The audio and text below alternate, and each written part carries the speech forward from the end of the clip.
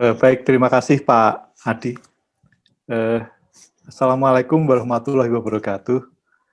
Salam sejahtera untuk kita semua, dan tentunya salam sehat untuk kita semua. Yang saya hormati Bapak Ato Hendrayanto, Dirut PT Bakri Pipe Industry, dan juga Bapak Ibu narasumber, ada Pak Dedi, Pak Pit Supardi, Ibu Arvika Deli, dan Bapak Is Yulianto.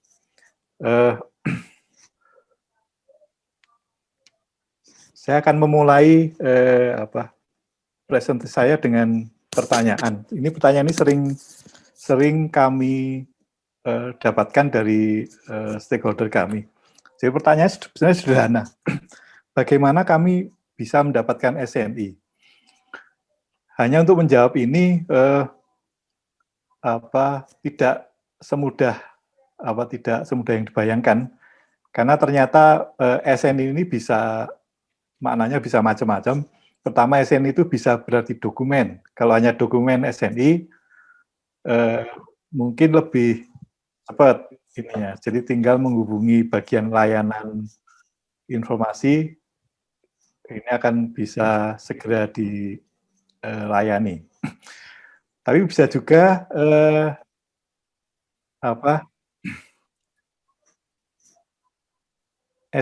yang dimaksud SNI adalah tanda SNI. Nah, bagaimana mendapatkan tanda SNI nanti akan saya jelaskan kalau nanti bicara mengenai penilaian kesesuaian. Tapi bisa juga yang dimaksud SNI adalah bagaimana membuat SNI, membuat dokumen SNI. Nah, itu berarti kaitannya dengan pengembangan SNI. Jadi, untuk menjawab itu tentunya ada asumsi bahwa yang bertanya sudah memahami mengenai standarisasi dan penilaian kesesuaian. Jadi standarisasi adalah proses merencanakan, merumuskan, menetapkan, menerapkan, memberlakukan. Jadi merencanakan sampai menetapkan itu kita menyebutnya mengembangkan SNI atau merumuskan SNI. Kemudian dan menerapkan. Jadi menerapkan itu bisa artinya menggunakan SNI itu untuk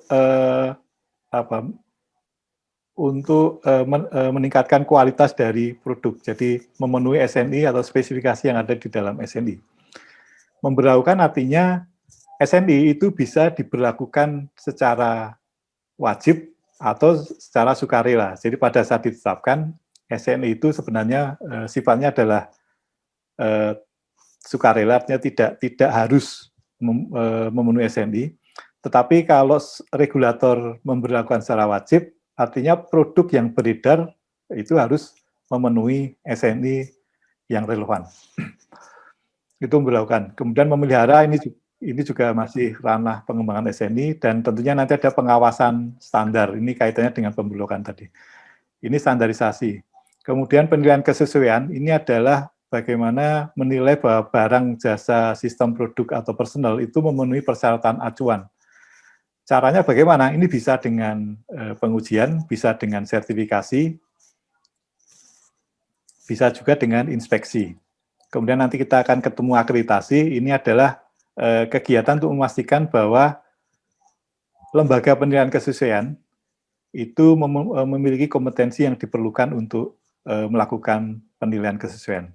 Lalu sertifikasi ini salah satu bentuk penilaian kesesuaian, tujuannya adalah memberikan jaminan tertulis bahwa suatu barang, jasa, sistem, proses, atau personel itu telah memenuhi standar atau regulasi.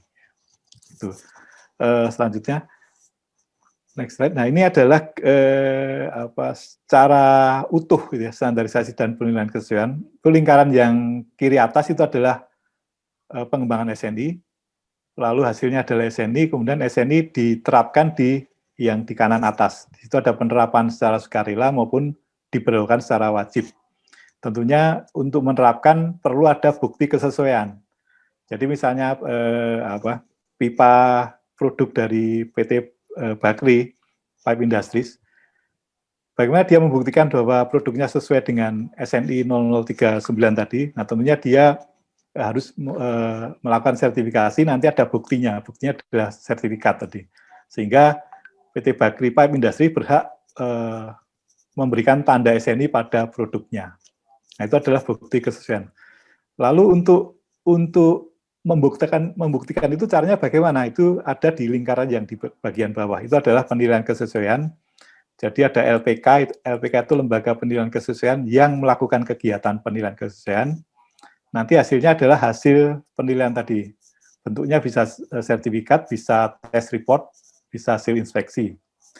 Nah, khususnya untuk lab penguji itu perlu didukung dengan yang bawahnya, yaitu ketertelusuran hasil penilaian kesesuaian atau standar nasional satuan ukuran.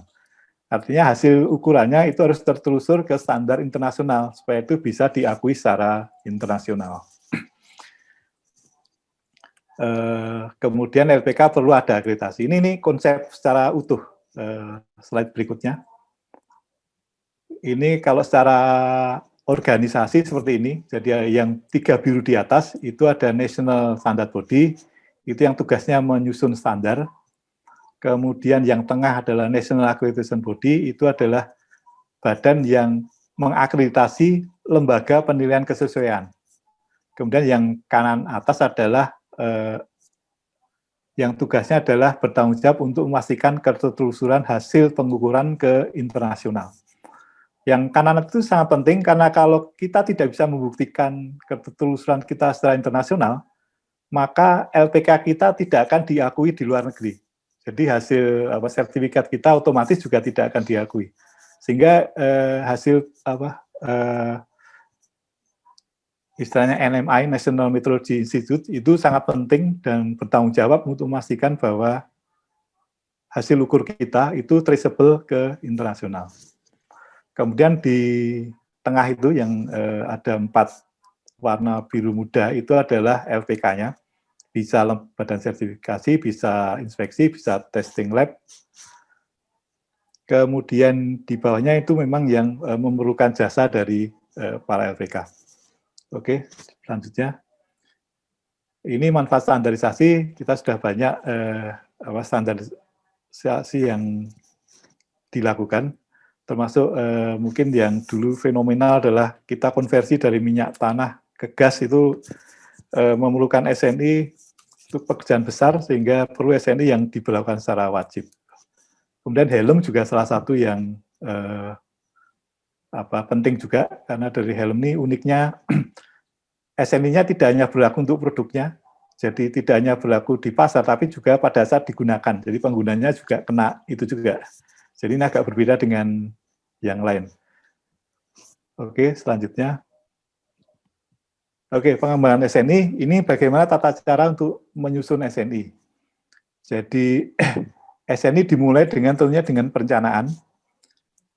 Perencanaan di paling kiri, ada pengusulan program yang mengusulkan bisa dari komite teknis, bisa dari masyarakat. Komite teknis adalah komite yang dibentuk oleh BSN untuk merumuskan SNI.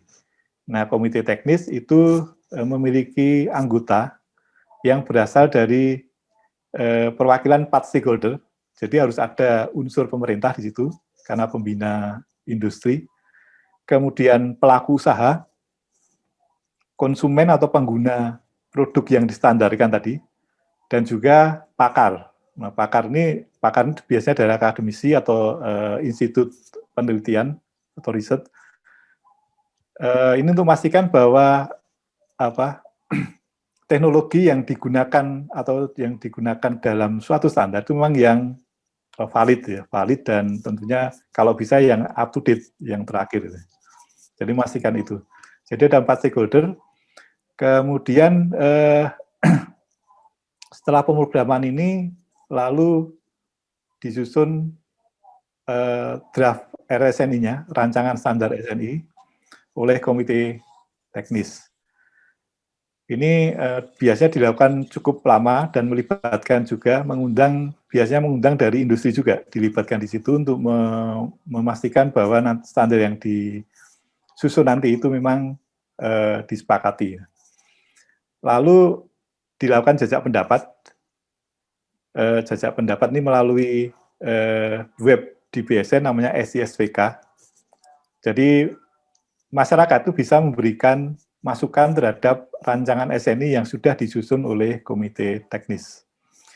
Nah, masukan itu nanti akan disusun oleh atau dibahas oleh komite teknis. Hasilnya akan ditetapkan oleh BSN. Nah, setelah penetapan tentunya nanti ada penerapannya ya. Dan nanti ada pemeliharaan oleh komite teknis.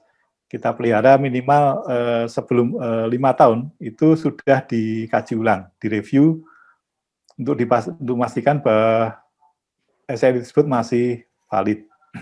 Kemudian dalam pengembangan SN ini ada beberapa prinsip yang harus dipenuhi, yaitu prinsip keterbukaan, transparan, imparsial, dan konsensus. Nah, ini saya kira yang paling penting, yaitu konsensus, artinya kesepakatan dari stakeholder yang nanti akan menggunakan SNI.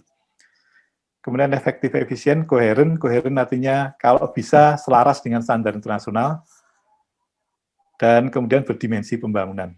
Selain itu juga stakeholder engagement, sebanyak mungkin melibatkan stakeholder, supaya pada saat SNI ditetapkan, itu stakeholder juga sudah siap untuk menerapkan SNI tersebut.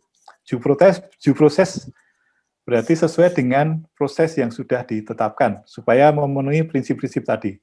Dan national adoption artinya pada saat nanti ditetapkan itu akan diterapkan. Ini dari sisi pengembangan, hasilnya adalah SNI. Selanjutnya, ini adalah komite teknis yang menyusun SNI pipa logam atau pipa baja. Jadi komite teknis kodenya 7701, itu di situ ada ruang lingkupnya, dan kemudian sekretariatnya ada di Pusat Standarisasi Industri Kementerian Perindustrian.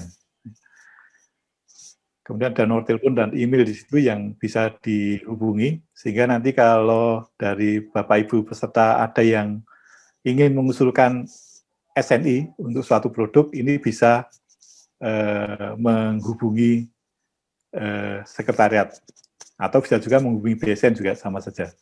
Tapi kalau bisa menghubungi sekretariat itu mungkin akan lebih baik karena mereka dari jauh sudah bisa mulai memplanningkan sumber daya yang perlu dialokasikan untuk usulan tersebut. Selanjutnya, ini daftar SNI pipa logam. Kita cukup banyak, ada yang sudah diwajibkan sebenarnya, yaitu yang 0039 itu diwajibkan dengan Peraturan Menteri Perindustrian nomor 82 tahun 2014. Sedangkan sebagian besar lainnya sebenarnya sifatnya adalah sukarela, tapi memang tujuannya adalah untuk menjamin bahwa produk yang sudah bertanda SNI itu adalah produk yang berkualitas. Terus next, ini jadi ada 22, termasuk pipa baja untuk pancang tadi ya 8052 ini juga sudah ada SNI-nya. Selanjutnya. Ya, tadi SNI-nya. Sekarang ini bacanya dari bawah ya ini ya. Jadi pertama, apakah barang jasa sistem proses itu sudah sesuai dengan standar? Nah, pertanyaan itu. Nah, supaya kita tahu bahwa barang jasa terutama barang ya itu sesuai dengan standar, maka perlu dilakukan pengujian, inspeksi atau sertifikasi. Yang melakukan siapa? Yang melakukan adalah lembaga penilaian kesesuaian.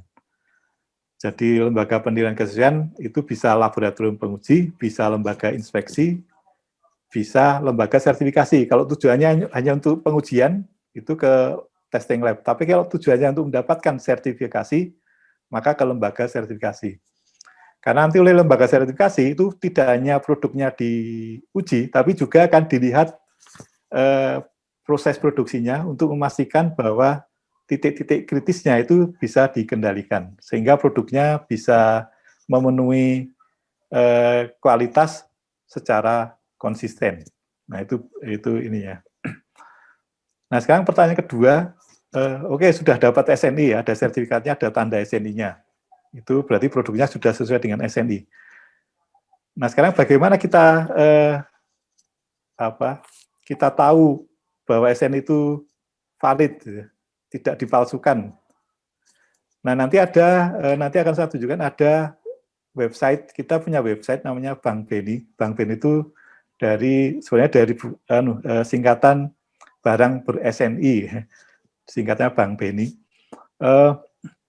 Di situ produk-produk yang sudah mendapatkan sertifikat SNI dari LS Pro, Lembaga Sertifikasi Produk, yang sudah diakreditasi oleh Komite Akreditasi Nasional, itu bisa didaftarkan ke Bank BNI dan di situ akan didaftar di situ. Registrasinya secara gratis ya, tidak dipungut biaya karena memang hanya akan listing saja, listing di situ, sehingga itu bisa, kalau sudah terlisting di situ, artinya memang merek atau barang tersebut sudah mendapatkan SNI.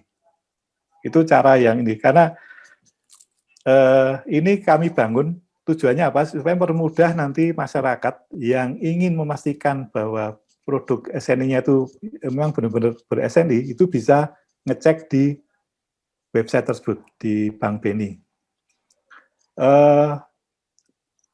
Website ini baru berjalan mungkin 2-3 tahun, jadi mungkin masih ada yang produk ber-SNI, yang benar-benar ber-SNI, tapi belum masuk di listing, mungkin ada, masih ada. Gitu. Nah, harapan kami memang yang belum di listing itu segera meregistrasi, supaya akan memudahkan bagi masyarakat dan juga nanti para pengawas pasar itu untuk membuktikan bahwa suatu produk memang benar-benar ber-SNI. Nah, sekarang pertanyaan berikutnya adalah, apakah yang melaksanakan pengujian, inspeksi, dan sertifikasi tersebut memiliki kompetensi? Jadi, nah untuk itu maka ada yang namanya badan akreditasi. Jadi badan akreditasi ini tugasnya adalah melakukan penilaian kepada lembaga penilaian kesesuaian dan memastikan bahwa LPK tersebut memiliki kompetensi yang diperlukan. Ya, jadi LPK yang sudah diakreditasi. Jadi kalau Bapak Ibu ingin mendapatkan SNI, tentunya sertifikasinya sebaiknya berasal dari LPK yang memiliki akreditasi. Oke. Sekarang pertanyaan ketiga, bagaimana badan akreditasi ini, atau siapa yang menilai badan akreditasi? Nah, jawabannya next slide. Jadi kalau badan akreditasi itu di setiap negara, ini kecuali Amerika, itu hanya ada satu badan akreditasi. Nah, badan akreditasi ini memiliki multilateral agreement atau arrangement. Jadi di situ mereka saling melakukan evaluasi. Nah, BSN, kan Komite Akreditasi Nasional itu kira-kira bulan lalu itu juga dievaluasi, namanya peer evaluation, dievaluasi oleh beberapa badan akreditasi negara lain. Dan sebaliknya kita juga punya hak untuk melakukan evaluasi ke badan akreditasi negara lain. Sehingga badan akreditasi ini saling mengevaluasi untuk memastikan mereka setara atau ekivalen dalam sistem akreditasinya. Nah, begitu. Jadi dengan demikian maka LS Pro atau produk-produk yang bertanda SNI atau sertifikat misalnya 91, 14.001 yang dihasilkan oleh LPK di Indonesia itu diakui secara internasional. Dan kewajiban Komite Akreditasi Nasional untuk memelihara itu supaya kita juga diakui secara internasional. Selanjutnya, nah ini saling pengakuannya, ada ILAK itu untuk laboratorium, IAF untuk lembaga sertifikasi, APAC itu ILAK dan semacam ILAK dan IAF, tapi hanya di Asia Pasifik. Nah, kita anggota di ketiga badan tersebut. Selanjutnya, ini sistem penilaian kesehatan tadi ya, mungkin dalam ini yang lebih sederhana. Jadi dari produsen ada auditor, ada asesor, evaluasi dan seterusnya. Selanjutnya, ini daftar LS Pro yang terkait dengan pipa tadi ya, ada beberapa yang sudah diakreditasi oleh kan. Selanjutnya, nah ini adalah bentuk tanda SNI. SNI. Jadi kalau sudah mendapatkan sertifikat itu berhak untuk sertifikat tanda SNI ya, SPPT SNI, itu berhak untuk memberikan label SNI pada produknya. Bentuknya seperti ini. Nah, tadi dari Pak Dedi tadi menyinggung mengenai SNI Award. Jadi SPPT SNI dengan SNI Award ini berbeda. Kalau SPPT SNI atau ini ada sertifikat untuk produk tertentu yang memenuhi SNI. Tetapi SNI Award ini memang award yang spesial karena ini tidak semua yang sudah menerapkan SNI mendapatkan, tidak semua. Jadi untuk mendapatkan SNI Award itu syaratnya lebih berat lagi. Jadi tidak hanya produknya bertanda SNI, tetapi sistemnya juga harus memenuhi SNI dan juga secara bisnis itu juga memenuhi kriteria tertentu. Jadi kalau Bapak Ibu sudah dengar mengenai Malcolm Baldrige di Amerika, Malcolm Baldrige Awards. Nah ini SNI Award itu sebenarnya mirip-mirip seperti itu. Jadi kita memberikan penghargaan bisnis secara keseluruhan. Jadi tidak hanya produknya, tapi bisnisnya itu yang diberi penghargaan SNI Award. Jadi tidak mudah mendapatkan SNI Award dan saya kira SNI Award terutama emas nih ya, peringkat emas yang dimiliki oleh PT Bagri Pipe Industries ini memang betul-betul menunjukkan komitmen dari PT Bagri mengenai kualitas produknya. Oke, selanjutnya. Nah, ini tadi Bang Bedi, jadi ini aplikasi yang bisa digunakan untuk ngecek tadi ya, SNI. Selanjutnya. Kemudian SNI juga bisa diberlakukan secara wajib. Ini pertimbangannya ini ada terutama adalah untuk keselamatan, keamanan, kesehatan, dan pelestarian fungsi lingkungan hidup. Kalau ada pertimbangan ini, maka SNI bisa diberlakukan secara wajib. Siapa yang memberlakukan? Yang memberlakukan adalah regulator. Regulator itu kementerian atau lembaga yang mempunyai tugas untuk membina sektor tertentu. Jadi bukan BSN ya, BSN tidak memberlakukan secara wajib, tetapi KL yang lain, kementerian atau lembaga yang lain. Jadi misalnya tadi SNI 0039 itu yang memberlakukan wajib adalah Kementerian Perindustrian. Itu. Selanjutnya, next. Nah ini untuk memberlakukan SNI secara wajib tidak mudah, jadi ada analisis dampak regulasi teknis, jadi ada analisis untuk memastikan bahwa nanti setelah diberlakukan wajib, memang dampaknya positif. Jadi jangan sampai diberlakukan wajib justru malah merugikan industri dalam negeri. Jadi mestinya kalau ada SNI wajib itu memberikan atau meningkatkan daya saing produsen dalam negeri. Kemudian nanti perlu dinotifikasikan ke WTO, ya. Karena memang itu salah satu dari perjanjian WTO adalah sebelum diberlakukan, maka perlu ada notifikasi ke negara anggota WTO untuk mendapatkan tanggapan ya. Mungkin ada pertanyaan, ada masukan. Nah, setelah itu, setelah 2 bulan baru kemudian diberlakukan secara wajib. Selanjutnya, ini adalah SNI wajib, ada 238. Ini sejak September ini belum bertambah ya, masih 238. Selanjutnya. Dan ya, untuk untuk membantu khususnya UMKM di daerah, kami memiliki 5 kantor layanan teknis di Bandung, di Surabaya, di Makassar, Palembang, dan Pekanbaru.